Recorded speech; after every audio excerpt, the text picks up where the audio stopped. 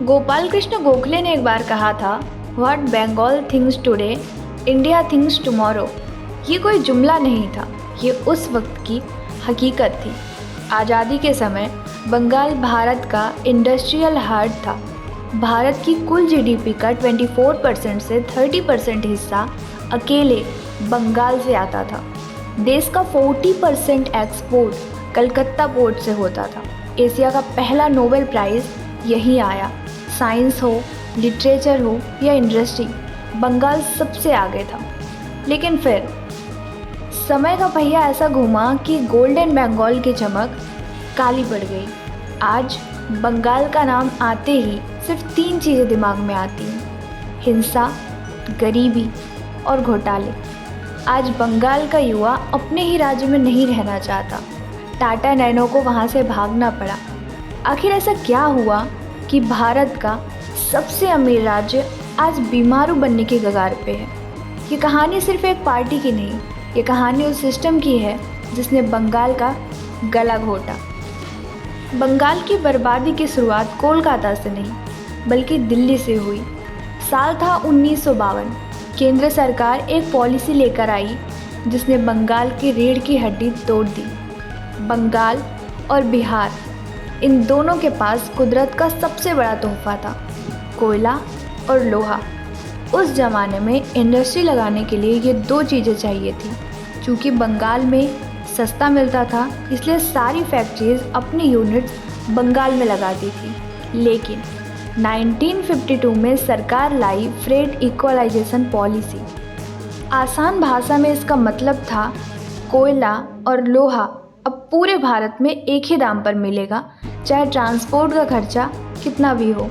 ये सुनने में अच्छा लगता है, समानता, लेकिन इसका असल मतलब ये था कि बंगाल का जो एडवांटेज था वो छीन लिया गया। अगर एक उद्योगपति को कोयला उसी दाम पर बॉम्बे या गुजरात में मिल रहा है तो वो बंगाल या बिहार में फैक्ट्री क्यों लगाएगा? वो समुद्र के किनारे लगाएगा। नतीजा, 40 साल बंगाल से इंडस्ट्रीज निकलकर वेस्ट और साउथ इंडिया शिफ्ट होने लगी। केंद्र सरकार ने बंगाल के खजाने का तो इस्तेमाल किया, लेकिन बंगाल को उसका फ़ायदा नहीं मिलने दिया। पॉलिसी ने तो चोट दी ही थी, लेकिन रही सही कसर पूरी कर दी 1967 के बाद की राजनीति ने, जब लेफ्ट विचारधारा का उदय हुआ। बंगाल में एक नया शब्द पैदा हुआ, घेराव। ट्रेड यूनियंस ने मालिकों को ऑफिस में बंद करना शुरू कर दिया। बिजली पानी काट दी जाती थी। हड़ताल करना फैशन बन गया था। साल 1960 से 1970 के बीच बंगाल में 90 लाख कार्य दिवस हड़ताल की वजह से बंद हुए। एक घटना ने सब बदल दिया। उस समय के बड़े उद्योगपति आदित्य बिरला को उनकी कार से बाहर खींचा गया, उनके कपड़े फाड़े गए और उन्हें अपमानित किया गया। ये खबर आग की तरह फैली। मारवाड़ी कम्युनिटी की जो कलकत्ता की जान थी, उन्हें समझ आ गया कि यहाँ जान और माल दोनों सुरक्षित नहीं। रातों रात पैसा बंगाल से उड़कर मुंबई और दिल्ली चला गया। इसे कहते हैं फ्लाइट ऑफ कैपिटल। जब लक्ष्मी ही रूठ कर चली गई तो सरस्वती भी ज़्यादा दिन नहीं रुकने वाली थी। इंडस्ट्री तो गई, लेकिन बंगाल के पास एक और ताकत थी, उसका ब्रेन। लेकिन 1980 के दशक में लेफ्ट सरकार ने एक ऐसा फैसला लिया जिसने बंगाल की पीढ़ियों को अपाहिज बना दिया। साल 1983 सरकार ने फैसला किया कि प्राइमरी स्कूल में अंग्रेजी नहीं पढ़ाई जाएगी।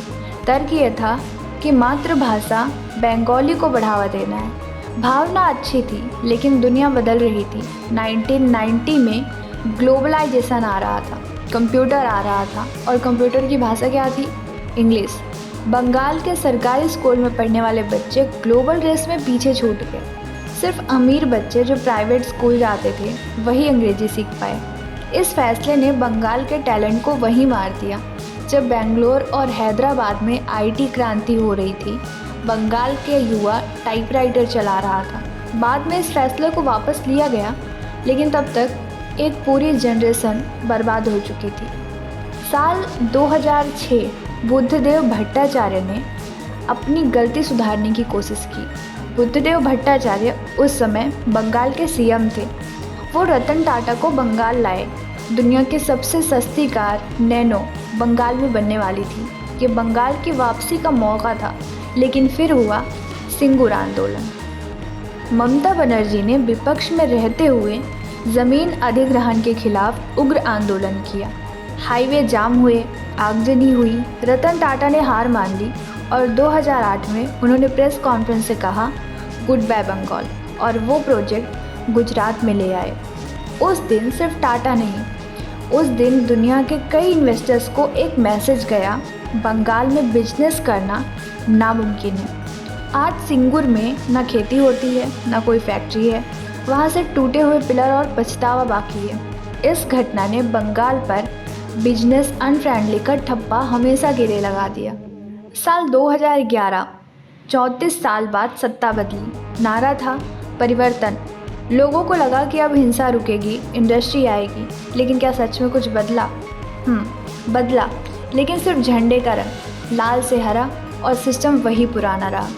पहले लेफ्ट के कैडर मारते थे, अब टीएमसी के कैडर मारते हैं। राजनीतिक हत्याओं में बंगाल टॉप पर रहता है। अगर आप बंगाल में घर बना रहे हैं तो आपको ईंट बालू लोकल सिंडिकेट से ही खरीदना पड़ेगा, भले ही वो महंगा और घटिया हो। इसे टोलाबाजी कहते हैं। शिक्षक भर्ती घोटाले में नोटों के पहाड़ मिले, राशन घोटाला, कोयला घोटाला। आज बंगाल में कोई बड़ी इंडस्ट्री नहीं आ रही। सरकार मेलों और उत्सवों में व्यस्त है और युवा बेंगलोर भाग रहा है। तो ये थी गोल्डन बंगाल के बर्बाद बंगाल बनने की कहानी। केंद्र की गलत पॉलिसी, लेफ्ट की उग्र यूनियनबाजी और इंग्लिश बैन, और अब की हिंसा और सिंडिकेट राज। आज बंगाल पर 6 लाख करोड़ से भी ज़्यादा का कर्ज है, लेकिन सबसे बड़ा नुकसान पैसे का नहीं, भरोसे का हुआ है। जब तक बंगाल में लॉ एंड ऑर्डर ठीक नहीं होगा, तब तक कट मनी का कल्चर बंद नहीं होगा और ना ही गोल्डन बंगाल वापस आएगा। ये वीडियो किसी पार्टी के खिलाफ नहीं है, ये वीडियो है उस पॉलिटिकल कल्चर के खिलाफ जिसने देश के सबसे होनहार राज्य को बर्बाद किया। देखिए, गलती सबकी थी, कांग्रेस की, लेफ्ट की और टीएमसी की भी, लेकिन सबसे बड़ी सज़ा भुगत रही है वहाँ की जनता। बंगाल की कहानी हमें सिखाती है कि कैसे बैड पॉलिटिक्स एक समृद्ध राज्य को भिखारी बना सकती है, चाहे वो फ्रेट इक्वलाइजेशन हो, यूनियनबाजी हो या सिंगूर का ड्रामा।